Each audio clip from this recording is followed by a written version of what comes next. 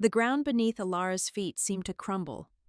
Just moments before the gravel courtyard in front of their farmhouse had echoed with the clear laughter of her two sons, Leo and Caleb. That laughter was the soundtrack to her life, a melody as sweet and familiar as the wind whispering through the endless rows of grapevines. She was busy at the outdoor grill preparing lunch, the smell of wood smoke and searing meat mingling in the fresh Oregon country air.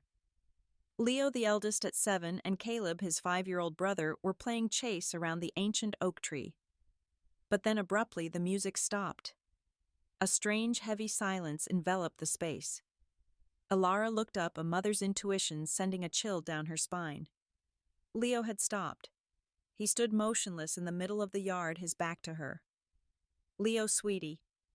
Elara called, a note of concern in her voice. He didn't answer. He slowly turned around, and the sight made Elara's blood run cold. Her son's eyes were wide vacant, but the most terrifying thing was that they were rolled back in his head, showing only the whites. A slight tremor ran through his small body. Then, in a jerky, unnatural movement, Leo began to run. But he wasn't running forward. He was running backward.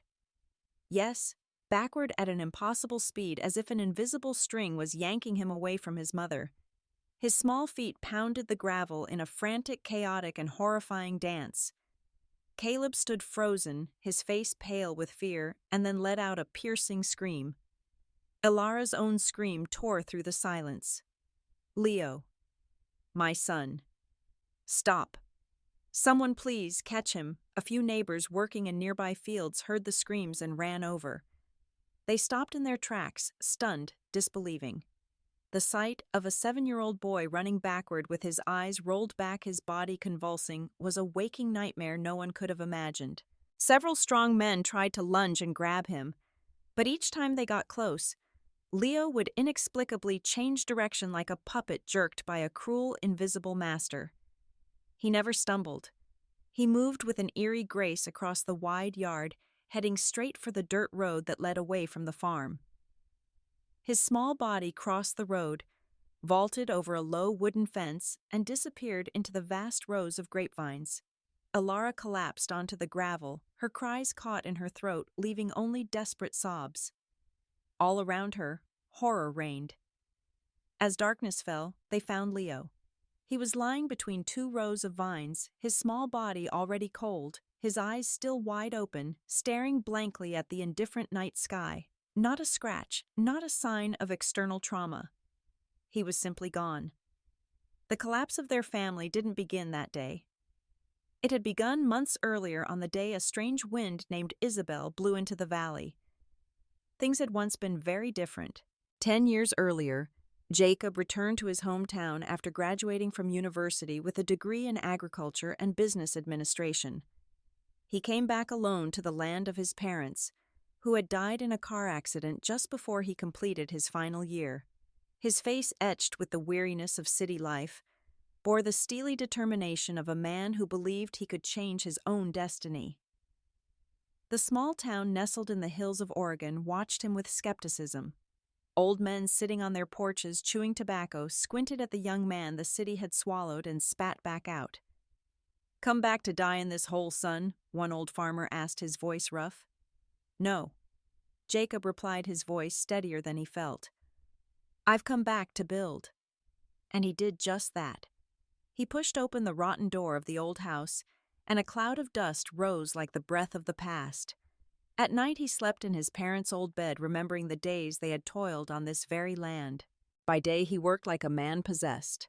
He cleared land-plowed fields and marked out new plots. He brought the knowledge from his studies, modern farming techniques, and applied them to the barren soil that the locals deemed useless. He believed he could turn it into a prosperous vineyard. A few months later, he met Elara. She was an orphan in the town, quiet and reserved, having lost her parents in a tragic fire when she was 12. She hadn't finished high school, but she understood this land better than anyone. She knew when the soil needed to breathe, when the vines needed water, just by feeling the air and looking at the color of the leaves. They came together like 2 lonely puzzle pieces finding their fit. Their wedding was simple, held under the curious gazes of the whole town. Jacob and Elara together turned every dawn into a promise of prosperity. Early in the morning, people would see them working side by side in the fields. Jacob managed the finances, negotiated contracts with wine distributors, and wrote emails to cooperatives. Elara, with her calloused but skillful hands, tended to each vine as if it were her own child. The unique combination of modern knowledge and traditional wisdom worked magic. They built the largest and most successful vineyard in the region, an estate whose reputation soon spread beyond the valley's borders. It took more than 4 long years for them to have their first harvest. But when it came, it swept away all doubt. Large trucks frequently arrived at their farm gate to load up with crates of juicy grapes. The initial simple wooden house was gradually expanded, renovated, and protected by a sturdy white fence. 2 sons, Leo and Caleb, the fruit of their love, grew up amidst laughter and the sweet scent of ripening grapes. For 8 years they lived in peace and the fruits of their labor, bound by love and success. But in small communities, prosperity always attracts as much envy as admiration. And then Isabelle appeared. One afternoon, Jacob was inspecting the vines when he saw her for the first time. Isabelle stood motionless in the middle of his plantation. Her clothes were well-tailored, exuding a confidence and pride rarely seen in this place.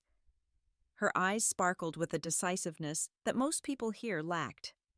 Jacob frowned, looking at her warily. "Are you looking for something?" he asked, his voice dry. Isabelle walked forward, her stride unhesitating. "I was looking for the way to the river, but I seem to be lost," she said, her voice as melodious and sweet as a song. "The river is on the other side of that large grove of trees," Jacob pointed, trying to maintain a distant tone. She nodded, a smile playing on her lips. "Thank you. You're Jacob, aren't you? They say you've worked wonders with this land." The question caught him off guard. Few people here dared to mention his past and success so directly. "Yes, that's me," he replied, a little surprised she knew his name. "They say you make the land here flourish like no one has ever done before," she continued, her eyes sweeping over the fields, seeming to reflect the sunset. He wanted to change the subject, but she went on with confidence. "You know, the land isn't always enough. Sometimes it takes someone who knows how to protect it to make it respected." A strange silence fell between them. Isabelle took another step so close she almost touched his arm. In her eyes, Jacob read a spark that was both captivating and unsettling. "You should head back before it gets dark," he said, his voice huskier than he intended. She stared at him for a long moment, as if to commit his face to memory, then slowly turned away.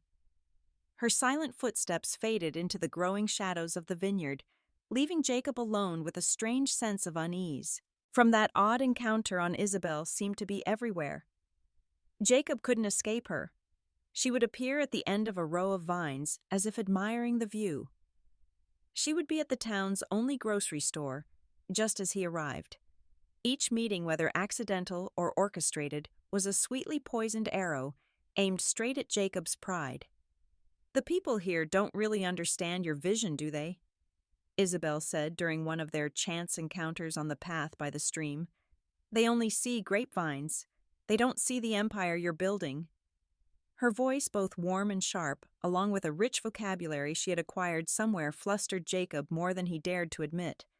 She flattered him, wrapped him in admiration, reminding him that he was an educated man, different from the other, dirt under their fingernails farmers. She awakened a part of him that had long been dormant, the part that craved recognition, the intellectual who felt imprisoned by the simplicity of rural life. Elara loved him for the farmer he was, but Isabelle admired the man he could have become. Soon rumors began to spread like a smoldering fire in the dry season. The newcomer had been seen near Jacob's vineyard. Some swore they had seen them talking, even heard Isabelle's clear laughter carried on the wind to neighboring houses. At the town's small diner, women began to whisper behind their hands. "She doesn't look like someone who's lost," one said.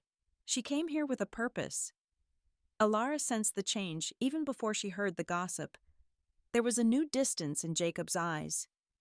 The silences between them, once peaceful, were now heavy and tense. One evening, as they sat on the porch watching the sunset over the hills, Elara gathered her courage to ask, her voice tight. Jacob, do you know her? The new woman? No, he lied, his eyes fixed on the dying embers in the outdoor fireplace. She's just new around here, that's all. His answer was too quick, the avoidance in his gaze too obvious. A small crack had just appeared in the solid foundation of their marriage. A few nights later, as Jacob was returning late from a meeting with a distributor, he found Isabelle sitting on a rock by the roadside. The silvery moonlight cast a bewitching glow upon her. I was waiting for you, she whispered, her voice barely audible in the night stillness. Why? Jacob asked, his throat suddenly dry. Isabelle stood and moved closer to him. In the moonlight, her eyes seemed to have a strange red glint, a hypnotic light from which Jacob could not look away. Because you and I, we were meant for great things, Jacob. You know that, don't you? In the darkness, the wind seemed to stop, as if listening to their conversation. She placed a hand on his chest where his heart was pounding. This piece, it's a cage. It's holding you back. I can help you break it. After that meeting, something in Jacob changed irrevocably. He became irritable and distant. He often woke in the middle of the night, went outside, and returned hours later with a haunted look in his eyes. Elara, lying awake in bed, watched his return each time with a growing sense of dread. Jacob, can't you sleep? Is something wrong? She asked timidly one evening. Mind your own business. He snapped his eyes, avoiding hers. Then one afternoon, as Elara returned from the farmer's market, she saw them. At the edge of the fields, where the vines gave way to wild forest, the figures of Jacob and Isabelle stood too close, their laughter too intimate. The earth seemed to give way beneath her. Jacob, is that you? She called out, her voice trembling. He spun around, his face a mask of confusion. But Isabelle remained calm, holding her head high, looking at Elara with a defiant gaze. Yes, Jacob answered, his voice dry. Go home, Elara. That evening, Jacob came home later than ever. His face a cold mask, his movements as stiff as a machine. Jacob, Elara whispered, her voice barely a sound. What did they do? He didn't answer. He walked past her as if she didn't exist, pushed open the bedroom door, and left her alone in the cold darkness of the living room. The following weeks were a prolonged nightmare. Jacob and Isabelle's relationship was no longer hidden. They were seen together at the market, standing by the vines, sometimes laughing loudly as Elara passed by, pretending not to see them. The entire town held its breath, watching the tragedy unfold. One afternoon, Isabelle took it a step further. She came directly to Elara's yard. Leo and Caleb were playing nearby. They fell silent at the sight of the strange woman. You know who I am by now, don't you? Isabelle said, her voice hard, hands on her hips. I'm Jacob's woman now. You'd be wise to leave this house before it's too late. Elara stood frozen. Her lips trembled. No words would come out. Isabelle smirked, taking another step until they were almost touching. I'm the one he wants, not you. That night, the tragedy reached its peak. Elara was huddled on the edge of the bed, trying to find a sleep that would not come. Suddenly, the bedroom door flew open. Jacob entered, followed by Isabelle, who wore a malicious smile. Get up, Jacob roared in a voice Elara had never heard. Jacob, what is it? Elara pleaded, tears already welling in her eyes. Don't do this. He strode to the bed and grabbed her arm, pulling her up roughly. I said get up. You have no place here anymore. Elara stumbled and fell to the floor. She tried to steady herself on the edge of the mattress, but Jacob pushed her away violently. Behind him, Isabelle slowly sat down on the bed, her eyes fixed on Elara, an icy smile on her lips. Take this, Jacob ordered, throwing the bedside lamp at her. Luckily, it didn't break. Pick it up. Hold it high. Elara was stunned, the lamp trembling in her hand. She wanted to turn away, but Jacob's voice hissed like a whip. Watch and learn how a man with ambition enjoys his life. Isabelle let out a low laugh and pulled Jacob towards her. They fell onto the bed, their movements shaking the oak frame, while Elara, paralyzed with horror, could only watch. Her breath came in ragged gasps. Every time she lowered the lamp, Jacob sat up, his eyes wild. Higher, he screamed. Keep the light on us. Tears streamed silently down Elara's face. A knot formed in her throat. Not a sound escaped her lips. When it was over, Isabelle was the first to rise, looking down at Elara with a triumphant gaze. "Remember tonight?" she said in a voice as cold as ice. "This is the first time, but it won't be the last." Silence returned to the room, heavier than ever, broken only by Elara's suppressed sobs, alone at the foot of the bed, the lamp still lit in her trembling hands. That night the air on the farm was thick as if before a storm. Outside the vines stood silent under the cold moonlight, their heavy clusters of fruit like dark tears. Inside, Elara and her 2 sons slept their steady breathing, the last peaceful sounds in the house. But Jacob was not sleeping. He sat in the armchair in the living room, the glass of whiskey in his hand, long empty. He stared into the dying flames of the fireplace, but felt no warmth. He saw only the reflection of a stranger, a man with hollow eyes and a face gaunt with guilt. Isabelle came downstairs silent as a ghost. She wore a thin black silk robe, her pale skin stark in the dim light. She perched on the arm of Jacob's chair, her hip against his, and ran her long fingers through his hair. "Are you still thinking about her?" Isabelle whispered, her voice like honey laced with poison. Jacob didn't answer. "You're thinking about the gilded cage you've locked yourself in," she continued, her voice becoming hypnotic. "A simple wife, 2 children, a predictable life. This is not your destiny, Jacob. You were born to rule, not to be a farmer."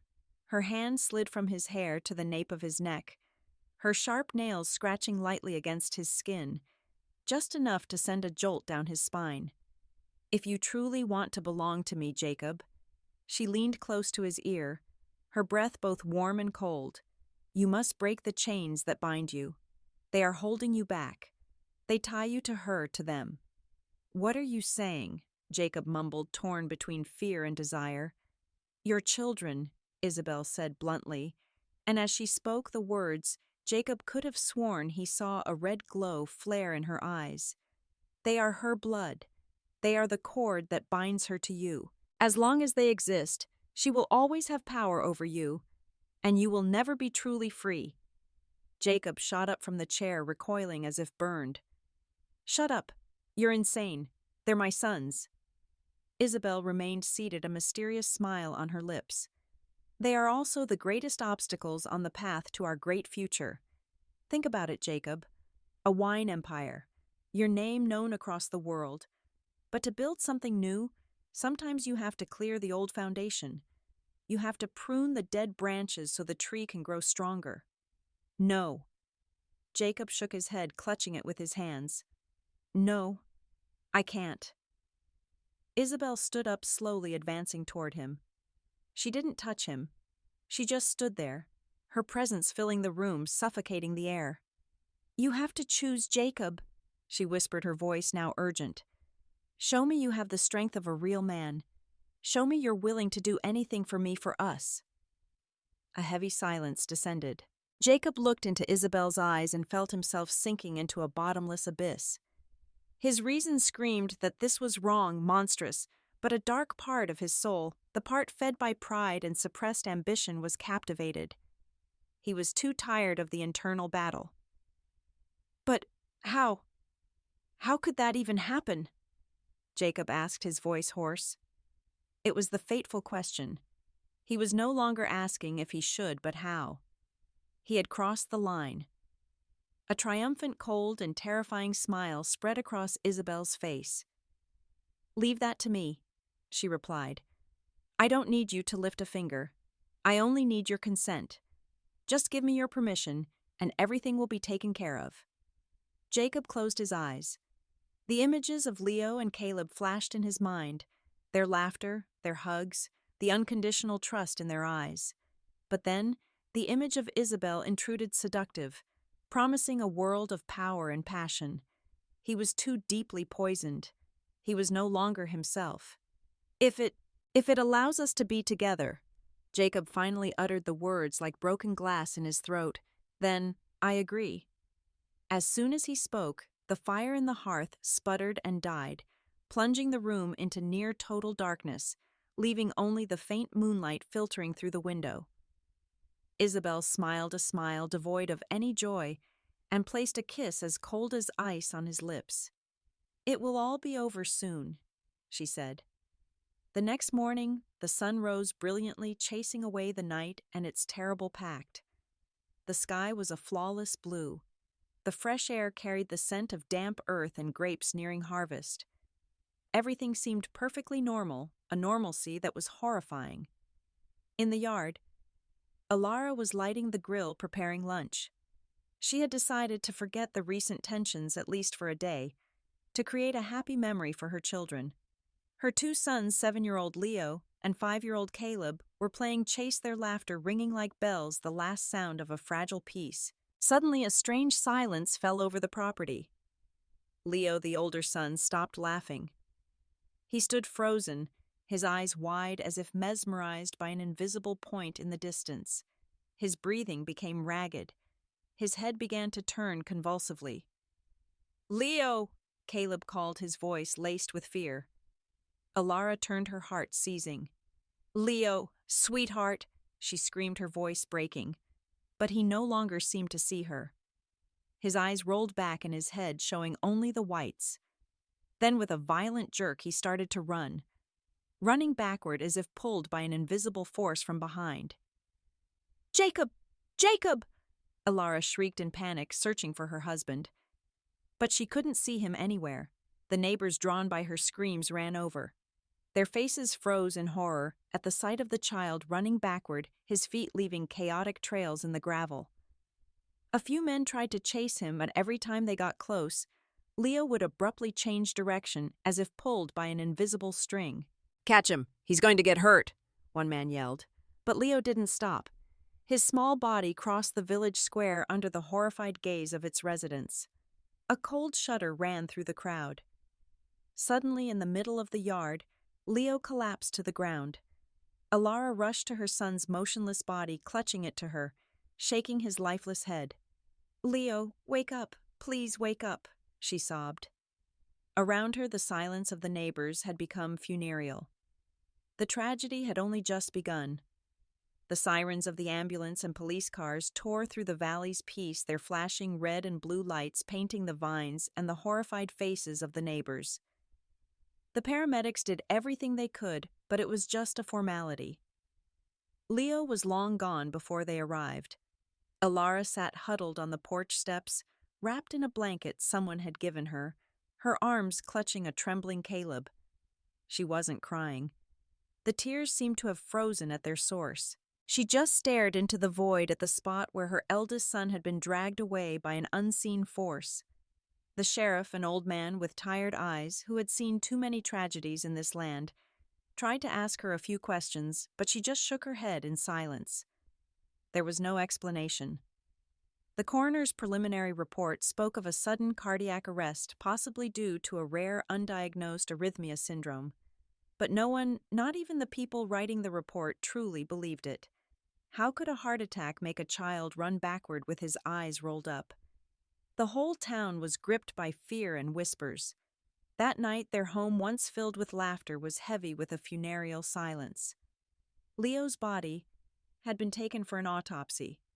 Kind neighbors had come by bringing casseroles and pies, placing them silently on the kitchen counter before leaving. Jacob still hadn't come home. Elara's calls went straight to voicemail. Exhausted by grief, Elara took Caleb to her own bedroom. Tonight he would sleep with her. She couldn't bear to leave him alone.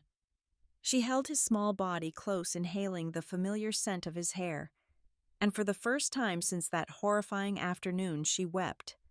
Silent, body-racking sobs shook her until she fell into a fitful, nightmare-filled sleep. When the first rays of dawn crept through the curtains, Elara stirred. She felt a coldness beside her. Caleb was still there, quiet.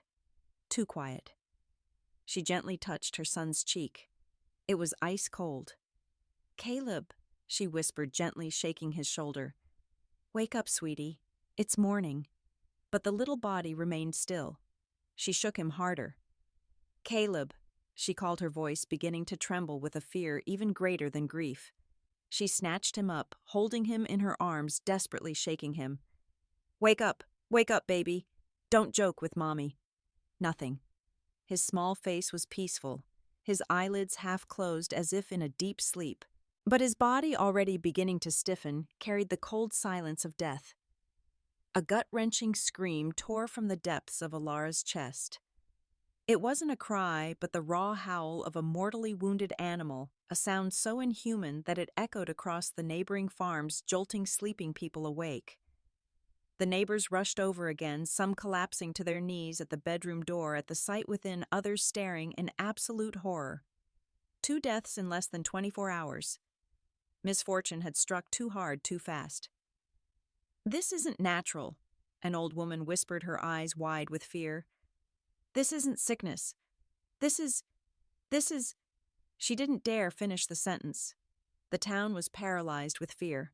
Elara, still sitting motionless on the bed, clutching Caleb, stared into an unseen distance. Her mind seemed to have shattered. The world around her had ceased to exist, and in that silence, even the wind dared not blow. 3 days had passed since Caleb's death. Jacob's farm seemed frozen in time. The grill was still there, cold and filled with ash. The front door was still ajar, and Elara sat on the porch swing, a living statue of grief, not eating, not drinking, not speaking. When the sun reached its zenith on the 3rd day, Jacob finally drove back. His steps were slow, his face expressionless. He avoided the curious and accusatory glances that followed him from neighboring houses. He crossed the threshold of the farm, paused, but didn't dare look up at Elara. She watched him for a long moment, motionless, then slowly stood up. Her voice, when it came, held none of the submissive woman she had once been. "Where have you been, Jacob?" she asked. He remained silent, his eyes fixed on the ground. She took a step forward, her hands clenched into fists. "Answer me," she roared, her voice shattering the farm's deadly silence. "Our sons are dead. 2 of them in 2 days, and you disappeared." Jacob finally raised his head. His eyes were bloodshot, lost, as if he had just emerged from a nightmare. "Elara, Don't you say my name," she cut him off with a fresh wave of fury. "This whole town knows. You haven't been yourself since she got here. Isabelle. Yes, I dare to say her name. She took you, she changed you. She turned you into a monster." A heavy silence fell. Jacob trembled, unable to utter a word. His lips moved, but no sound came out. He had gotten what he wanted, freedom from his chains, but the price had utterly destroyed him. Elara turned and went inside the house.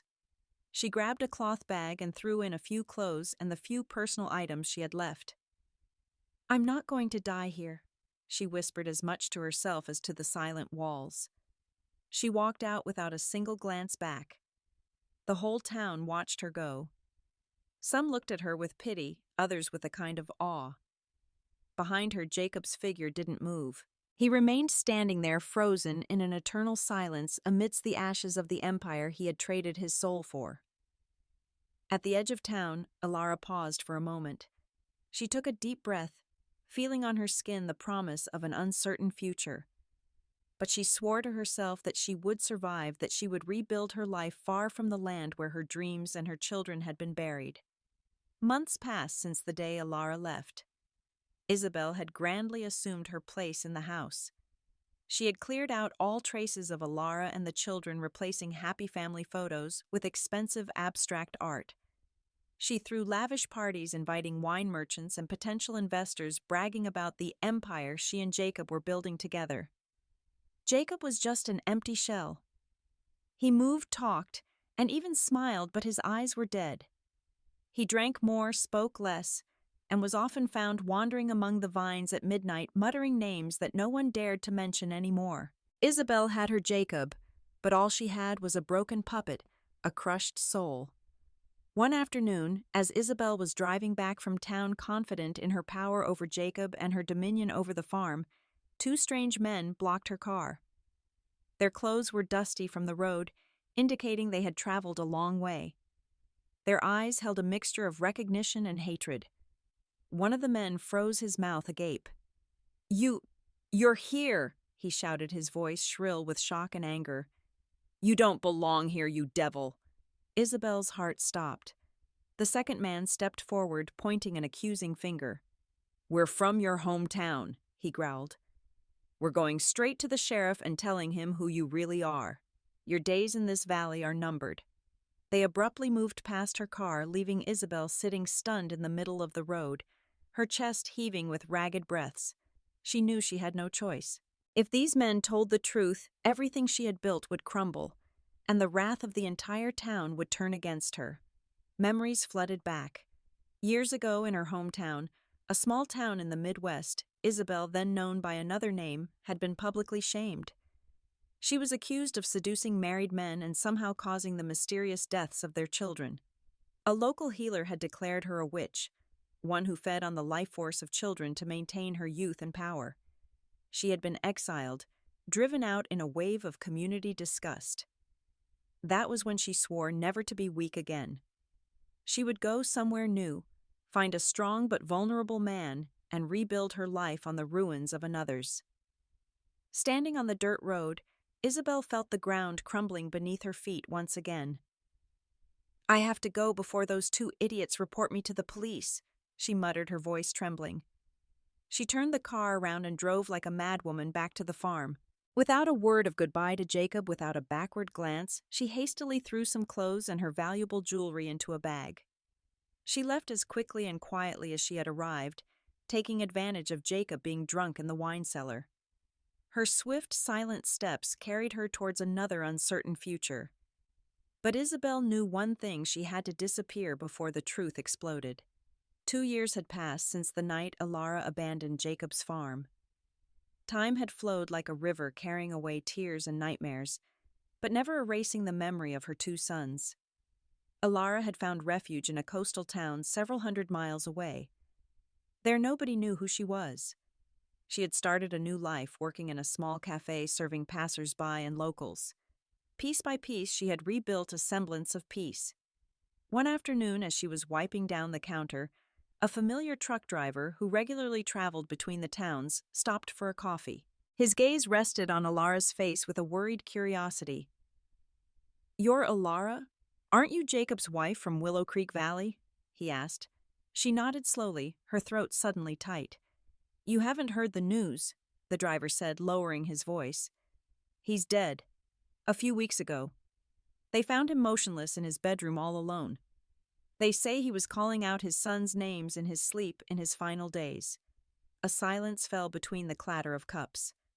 And Isabelle, Elara asked, her voice barely a whisper. The girl who was with him. She left town a few days before Jacob died, from what I heard, the driver replied with a shrug. Vanished like smoke. Elara stood motionless, her eyes downcast, letting a single tear roll down her cheek. Then, without a word, she resumed her work, wiping the counter until it shone. In the rhythmic, repetitive motions of her work, she found a strange sense of peace. Justice, in a way, had been served. The demon had fled, and the self-destructive man had paid the price, but that didn't bring her children back. As night fell on the coastal town, Elara locked up the cafe and walked to the beach. She stood before the lapping waves, feeling the salt spray on her face. Evil was always lurking, looking for someone to devour. When evil is invisible and beyond our comprehension, love alone may not be enough to protect us. True strength lies not just in knowledge or success. Even a pure heart and a united family can be powerless without the spiritual fortitude to resist the darkness. Elara didn't know what the future held, but she knew she would go on living. For herself. And for the 2 little boys whose laughter now echoed only in the sound of the waves and in her own broken heart.